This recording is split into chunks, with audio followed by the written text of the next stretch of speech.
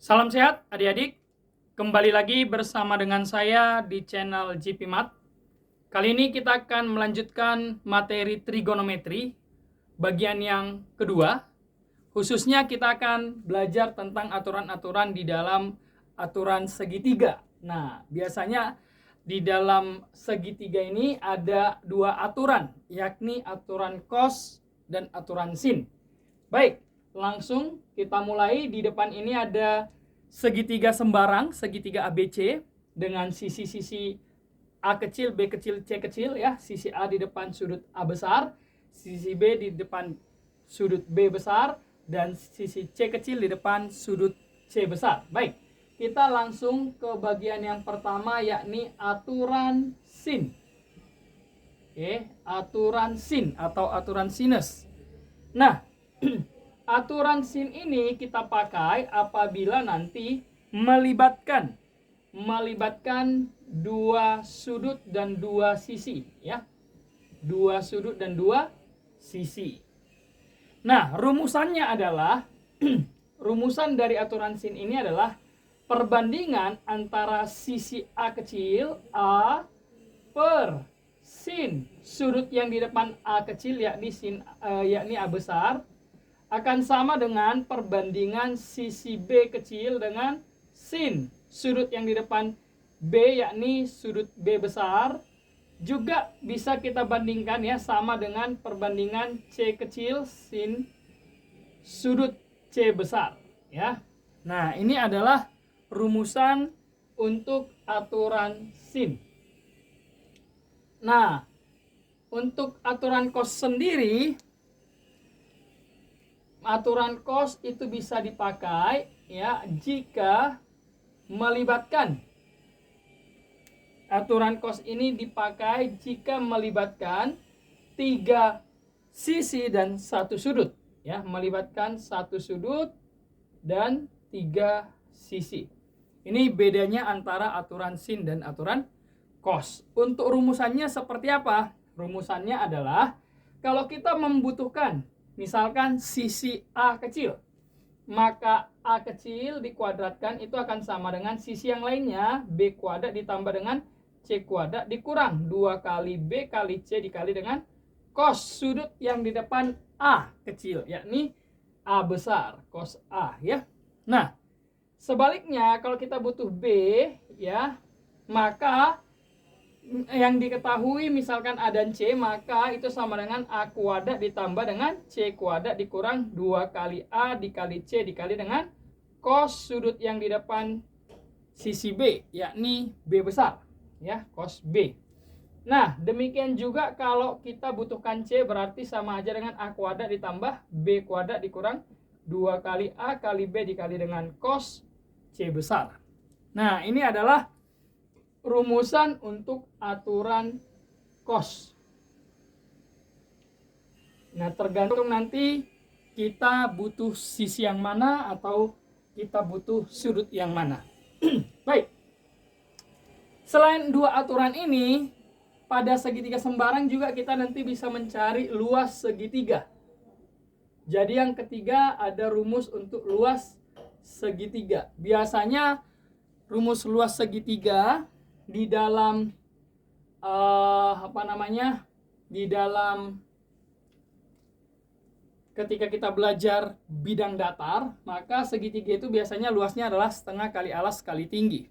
Nah, sebenarnya sama aja, cuman untuk segitiga sembarang kan tingginya mungkin gak langsung diketahui, justru sudutnya yang diketahui. Oleh karena itu nanti di dalam aturan trigonometri ini bisa dicari juga luas segitiga, rumusnya adalah setengah kali, katakanlah kita tahu nilai sisi A dan sisi B, berarti setengah kali A kali B dikali nanti dengan sin sudut yang diapit oleh A dan B, yakni sin sudut C, berarti sin C. Oke.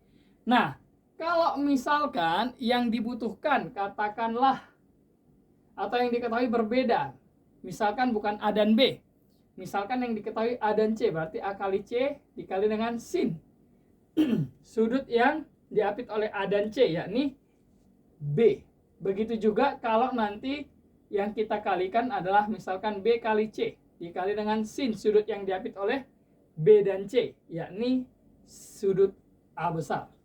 Nah, inilah nanti yang menjadi rumusan untuk mencari luas segitiga untuk materi trigonometri ini, ya. Baik, untuk lebih jelasnya bisa kita lihat contoh-contoh berikut. Nah, contoh yang pertama. Katakanlah ada sebuah segitiga sembarang. Nah, segitiga ini katakan ini A, B, dan C. Pada segitiga ini katakanlah diketahui sisi A-nya, ya. Ini katakanlah A kecil, B kecil, C kecil. Diketahui A itu 4 cm. Oke. Lalu juga diketahui sudut A-nya 120 derajat. Kemudian sudut B-nya adalah 30 derajat. Yang ditanya adalah panjang sisi C. Nah, panjang sisi C. Baik, bagaimana cara kita mencari panjang sisi C? Nah, kalau kita perhatikan, yang diketahui kan adalah sisi A 4, sudut A besar 120, sudut B besar 30. Nah, berarti diketahui dua sudut, yang ditanyakan satu sisi, diketahui sisi yang lain. Artinya melibatkan dua sisi dengan dua sudut. Nah, oleh karena itu otomatis kita memakai aturan sin. Boleh nggak pakai aturan cos? Nggak boleh, karena kan kita butuh 3 sisi dalam aturan cos. Sementara sisi yang sudah diketahui hanya satu saja. Nah, yang dibutuhkan sisi yang lain. Berarti hanya 2 saja yang dilibatkan. Nah, makanya kita memakai aturan sin. Baik, karena kita memakai aturan sin, berarti kita pakai perbandingan sisi A per sin sudut di depan A, yakni 120 derajat, akan sama dengan perbandingan, nah dibutuhkan sisi C, berarti C kecil per sin sudut di depannya sisi C, berarti C besar. Nah, dalam hal ini sudut C besar kan belum diketahui, tapi ada syarat di dalam segitiga bahwa jumlah sisi segitiga itu pasti 180 derajat kalau dijumlahkan semuanya. Sementara ini 120, ini 30. Sisi yang C ini sudut C ini pasti bisa kita cari. Caranya 180 dikurang 120 dikurang lagi 30. Maka hasilnya adalah 30 derajat. Ini ya, 30 derajat juga berarti. Oke, tinggal kita masukkan sin 30 derajat. Nah, ini tinggal kita selesaikan. A-nya ganti dengan 4 ya. 4 cm pen. Sin 120. Sin 120 adalah setengah akar 3 ya. Karena sin 120 itu sama aja dengan sin 60. Kelihatan ya. Baik. 4 per ya sin 120 sama aja dengan sin 60, tapi di kuadran kedua. Bertepatan sin di kuadran kedua juga positif. Jadi tidak ada masalah ya. 4 per setengah akar 3 ya, kan sama dengan C per sin 30 nya setengah. Nah, ini kan bisa dicoret ya, setengah dengan setengah bisa dicoret. Nah, berarti C itu adalah C sama dengan 4 per akar 3. Tinggal kita rasionalkan, kali dengan akar 3 per akar 3. Nah, hasilnya berapa? Jadinya 4 per 3 akar 3. Oke. Inilah nilai daripada panjang C. Baik. Itu soal yang pertama. Sekarang kita coba lihat lagi contoh soal yang kedua. Nah, untuk soal yang kedua ini masih tetap ya. Katakanlah kita diberikan sebuah segitiga sembarang. Nah, segitiga sembarang. segitiga sembarang dengan sisi titik A, B, dan C, titik-titik sudutnya. Lalu diketahui katakanlah panjang sisi AB-nya ini 15 cm, kemudian BC-nya 14 cm, lalu AC-nya 13 cm. Yang ditanyakan adalah berapa nilai dari tangan C. Nah, baik. Kalau kita perhatikan baik, di dalam teori tadi tidak ada aturan tangen. Yang ada aturan sin dan aturan cos. Ini yang ditanya tangen. Apakah ini salah? Sebenarnya tidak salah. Karena kalaupun kita memakai aturan sin atau aturan cos, kita pasti akan mendapatkan nilai sin atau nilai cos. Salah satu di antara fungsi ini kita dapatkan, maka kita bisa konversi ke tangen. Jadi bisa juga dicari tangennya. Jadi nggak salah ya. Baik, oleh karena itu tinggal kita lihat kira-kira kita mau pakai mana, aturan sin atau aturan cos. Apa yang sudah diketahui? 3 sisi. Kita butuh sudut C. Nah, otomatis kita pakai aturan cos. Karena kalau aturan sin hanya melibatkan 2 sudut dan 2 sisi. Nah, ini kan belum ada satupun sudutnya yang diketahui. Baik, karena kita pakai aturan cos, langsung saja kita butuh sudut C. Langsung kita cari ya. Sisi di depan sudut C adalah AB, berarti bisa saya gambarkan AB kuadrat itu akan sama dengan AC kuadrat ditambah dengan BC kuadrat dikurang 2 kali AC dikali dengan BC dikali dengan cos C ya. Nah, secara rumusannya kan seperti itu. Tinggal kita masukin angkanya, AB itu adalah 15 dikuadratin 225, AC itu tadi 13 dikuadratin 169, BC itu 14 dikuadratin 196 dikurang 2 kali AC-nya 13, BC-nya 14 cos C. Baik, ini min. Min ini saya pindah aja ke kiri supaya positif. Berarti 2 kali 13 kali 14 ya. Kita nggak tahu berapa hasilnya, tapi nggak saya kalikan dulu karena mungkin saja nanti bisa dicoret-coret atau disederhanakan ya. Baik, sekarang 225-nya yang pindah ke kiri. Nah, 196 ditambah 169. Nilainya berapa ini? 9 tambah 6, 15. 5 simpan 1. 9 tambah 6, 15. Tambah 1 yang tadi kita simpan, 16 ya. 6, simpan lagi 1 lagi. 1 tambah 1, 2. Tambah lagi 1 tadi yang kita simpan. Berarti 3. Dikurang 225. Berarti 2 kali 13 kali 14 cos C itu akan sama dengan 5 kurang 5, 0, 6 kurang 2, 4, 3 kurang 2, 1, 140. Nah, ini tadi yang saya sampaikan, mungkin saja ada yang bisa dicoret-coret supaya angka yang kita kalikan nggak terlalu besar. 14 dengan 140 kan bisa ya. Coret, coret, sisa 10. 2 dengan 10 juga bisa dicoret, sisa 5. Berarti dari sini kita bisa dapat nilai cos C. Cos C adalah 5 per 13. Baik, sudah dapat nilai cos C. Tapi yang kita butuhkan kan bukan cos C, melainkan tangen C. Tidak ada masalah. Tinggal kita konversi saja. Ya kan, caranya apa? Ingat lagi trigonometri dasar. Tinggal masukkan ke dalam segitiga siku-siku. Masukkan segitiga siku-siku ya. Nah, katakanlah sisi atau sudutnya yang ini, sudut C lah katakan ya. Sisi pada cos itu kan perbandingan antara sisi samping dengan sisi miring. Sami ya, samping per miring. Nah, berarti sampingnya 5. Ini 5 ya. Nah, sampingnya 5 berarti miringnya tinggal kita hitung ya. Miringnya juga sudah diketahui 13 ya. 13. Nah, miringnya 13.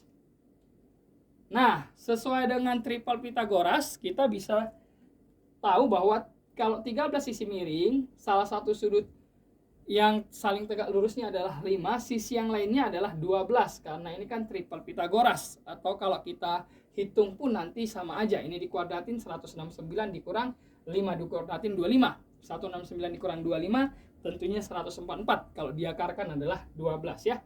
Baik, dari sini berarti kita bisa dapatkan tangen C-nya berapa? Tangen adalah sisi perbandingan sisi depan dengan sisi samping, berarti 12/5. Oke, inilah nilai dari tangen C-nya.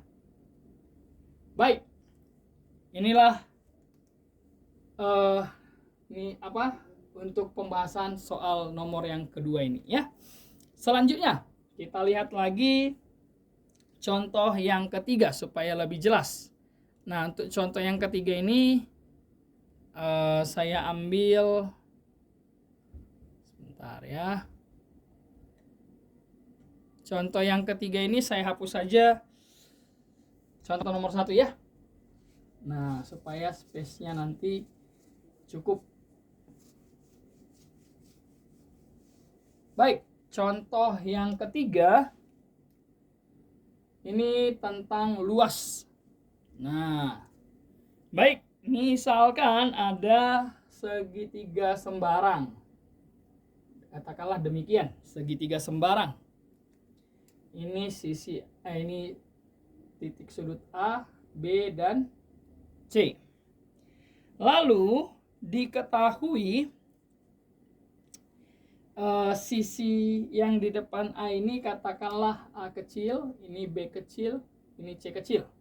Nah, diketahui A kecil ini berapa? 5 lah katakan ya. 5, B-nya 6, C kecilnya 7. Nah, yang ditanyakan apa? Yang ditanyakan luas dari segitiga ABC. Baik, bagaimana caranya? Otomatis pemikiran kita langsung ke teori yang ini ya. Karena yang dicari adalah luasnya. Nah, kalau kita memakai teori ini, kita butuh 2 sisi dan 1 sudut. Di sini jadi diketahui kan 3 sisi, sudutnya belum ada yang diketahui. Otomatis gak bisa langsung kita masukkan ke rumus ini, tapi kita harus cari dulu salah satu sudutnya. Nah, sudut yang mana kita mau cari sebenarnya bebas saja, karena 3 sisi yang lainnya sudah diketahui. Baik, kita pakai aturan cos berarti ya, untuk mencari satu sudut yang lain. Sudut mana kira-kira yang mau kita ambil? Katakanlah sudut A besar ya. Nah, berarti secara rumusan di depan sudut A besar ini adalah sisi A kecil. Berarti A kuadrat sama dengan B kuadrat ditambah C kuadrat dikurang 2 kali B kali C dikali dengan cos A besar ya. Tinggal kita masukkan nilai-nilainya. A-nya sudah diketahui 5, berarti dikuadratin 25. B-nya sudah diketahui 6, berarti dikuadratin jadi 36. C-nya juga sudah diketahui 7, jadi dikuadratin 49 dikurang 2 kali 6 kali 7 dikali dengan cos A. Baik, ini karena min saya pindah ke sebelah kiri, tapi seperti kasus nomor 2 tidak langsung saya kalikan, siapa tahu ada yang bisa dicoret-coret. Jadi 2 kali 6 kali 7 cos A. Itu akan sama dengan ini 36 dikurang 25. 36 dikurang 25 11. Ya, 11 tambah 49 60 ya. 60. Nah, benar, bisa ada yang dicoret ya. Berarti 6 coret dengan 60 sisa 10. 2 dengan 10 sisa 5. Nah, dari sini kita bisa ambil kesimpulan bahwa nilai cos daripada A itu adalah 5/7, ya kan? Nah, berarti nilai dari cos A itu sama dengan 5/7. Nah, kalau kita sudah tahu cos A-nya 5/7, yang kita butuhkan kan sin A. Ya udah, tinggal kita konversi lagi seperti yang tadi. Caranya masukkan ke dalam segitiga siku-siku. Segitiga siku-siku, katakanlah ini sudut A. Cos itu kan sisi samping per sisi miring. Berarti 5/7. Nah, berarti ini akar berapa nih? Akar dari kuadratkan 49 dikurang 25. Berarti akar 24 atau sama aja dengan 2 akar 6. Berarti sisi miringnya 2 akar 6. Oke. Karena sudah diketahui sisi tegak maksud saya 2 akar 6, berarti Dari sini kita bisa ambil kesimpulan nilai sinnya nanti adalah 2 akar 6 per 7. Baik, karena yang ditanyakan adalah luas segitiga adalah setengah kali A kali B. Ya, maaf, yang mengapit A adalah B dan C ya. Berarti setengah dikali B kali C ya. B kali C dikali dengan sin. Sudut yang diapit B dan C adalah A. Berarti sama aja dengan setengah kali B-nya 6, C-nya 7. 6 kali 7. Sin A-nya berarti sin depan per miring. Berarti 2 akar 6 per 7. Oke. Ini ada yang bisa dicoret ya. 7-nya dicoret, 2-nya bisa dicoret. Maka luas segitiganya adalah 6 akar 6 cm ya. Baik. Inilah cm kuadrat, maaf karena luas. Oke. Itu untuk contoh soal yang ketiga. Nah, sekarang kita lihat lagi contoh soal yang keempat ya. Contoh soal yang keempat. Nah, di soal keempat ini katakanlah ada 3 segitiga. Nah, 3 segitiganya juga katakanlah segitiganya juga segitiga sembarang. Nah, di sini diberitahu titik A, lalu titik B, titik C, titik D. Sudut di D ini katakanlah 30 derajat. Sudut di C ini katakanlah 45 derajat. Sudut di A yang atas ini katakanlah 60 derajat. Lalu panjang sisi A ini diketahui 10 cm. Ini 10 akar 2 cm. Yang ditanyakan apa? Yang ditanyakan berapa nilai daripada BC. Baik, panjang sisi BC. Yang ini ya. Oke, ini berarti kita harus mencari pertama sisi AC. Kenapa sisi AC? Karena untuk segitiga ACB kalau kita perhatikan, untuk mencari BC itu kita sudah melibatkan sisi AB dan BC. Sedangkan sudutnya itu yang sudah diketahui baru 1. Untuk mencari sudut yang lain agak susah karena ini semua segitiga sembarang. Kaitan antara 45 dengan sisi sudut yang di sampingnya juga kita nggak bisa dapatkan. Tapi kalau misalkan kita sudah punya 2 sisi yang terlibat nanti di dalam perhitungan terakhir, lalu kita cari AC-nya, berarti kan akan ada 3 sisi dengan 1 sudut. Berarti tinggal kita memakai aturan cos. Nah, dasar pemikirannya di sana. Oleh karena kita butuh AC, berarti untuk segitiga ADC kita cari dulu AC-nya. Gimana caranya? Nah, di segitiga ADC ini sudah ada 2 sudut. Nanti kita pasti akan melibatkan 2 sisi karena sudah diketahui sisi AD, kita butuh sisi AC. Nah, oleh karena itu untuk segitiga ADC kita pakai aturan sin sehingga nanti AC-nya bisa kita cari. Baik. Coba kita pakai aturan sin. Yang pertama kita pakai aturan sin ya pada segitiga ADC. Nah, berarti berlakulah AC yang kita butuhkan berbanding dengan sin sudut yang di depan AC, yakni sudut D 30 derajat ya. Sin 30 derajat akan sama dengan AD yang sudah diketahui per sin sudut yang di depan AD, yakni sudut C. Sudah diketahui juga 45 derajat. Tinggal kita masukkan nilainya. AC yang kita butuhkan, sin 30 adalah setengah, AD-nya adalah 10, sin 45 adalah setengah akar 2. Nah, ini tinggal kita coret-coret ya. Setengahnya dicoret. Nah, karena ini penyebutnya adalah akar, kita rasionalkan. Akar 2 per akar 2 ya, dikalikan. Maka dari sini kita bisa dapatkan AC sama dengan 10 per akar 2 kali akar 2 kan 2 ya. 10 per 2 jadi 5. Berarti 5 akar 2. Itulah panjang sisi AC. Baik. Nah, karena AC-nya sudah diketahui besarnya 5 akar 2, ya berarti tinggal mencari BC ya. Memakai aturan cos. Caranya BC kuadrat itu akan sama dengan sisi yang lain, yakni AB kuadrat ditambah AC kuadrat dikurang 2 kali AB AC dikali dengan cos sudut yang di depan BC, yakni sudut A. Nah, itu kan rumusannya ya. Tinggal kita masukin AB-nya berapa? AB-nya 10 akar 2. Dikuadratin berarti 100 dikali 2. 200 berarti ya.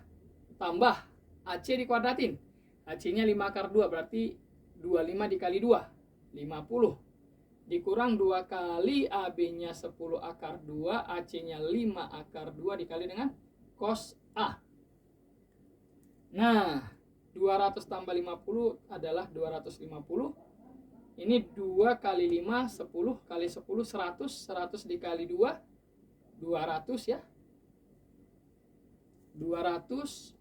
Oh, cos A. A-nya udah ada ya, 60 derajat. Maaf, ini kita ganti 60 derajat ya. Nah, cos 60 berapa? Setengah. Berarti dikali dengan setengah. Jadi 250 dikurang 200, 150. Itu kan BC-nya. BC kuadratnya. Berarti BC adalah akar dari 150. Nah, 150 kan 25 kali 6. Berarti sama aja dengan 5 akar 6. Oke. Inilah nilai daripada sisi BC-nya. Baik. Nah, ini adalah sebagian contoh soal yang biasanya akan harapan saya bisa mewakili teori yang sudah kita dapatkan pada awal tadi, yakni tentang aturan sin, aturan cos, dan luas segitiga. Baik, itu saja dari saya. Semoga pembelajaran ini bisa menolong adik-adik untuk mempersiapkan diri menghadapi ujian-ujian sekolah ataupun menolong adik-adik untuk memahami materi ini ketika diajarkan di sekolah.